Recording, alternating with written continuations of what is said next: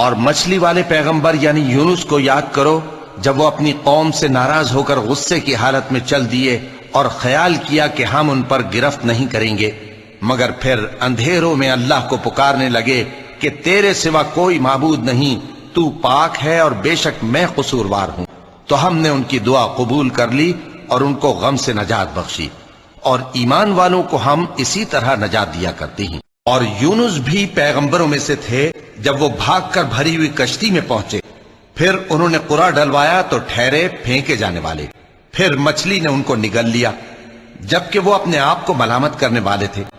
پھر اگر وہ اللہ کی پاکی بیان نہ کر رہے ہوتے تو اس روز تک کہ لوگ دوبارہ زندہ کیے جائیں گے اسی کے پیٹ میں رہتے۔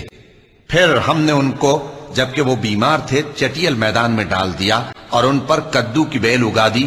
اور ان کو 1,00,000 یا اس سے زیادہ لوگوں کی طرف پیغمبر بنا کر بھیجا تو وہ ایمان لے آئے، سو ہم بھی ان کو دنیا میں ایک وقت مقرر تک فائدے دیتے رہے۔ ان سے پوچھو تو کہ بھلا تمہارے پروردگار کے لیے تو بیٹیاں ہوں اور ان کے لیے بیٹے، سو اپنے پروردگار کے فیصلے کا انتظار کیے رہو، اور مچھلی کا لقمہ ہونے والے یونس کی طرح نہ ہونا کہ انہوں نے اپنے رب کو پکارا جبکہ وہ دل ہی دل میں گھٹ رہے تھے۔ اگر ان کے پروردگار کی مہربانی ان کو نہ سنبھال لیتی تو وہ چٹیل میدان میں ڈال دیے جاتے مذموم حالت میں۔ پھر ان کے پروردگار نے ان کو برگزیدہ کر کے نیکوکاروں میں شامل کر لیا۔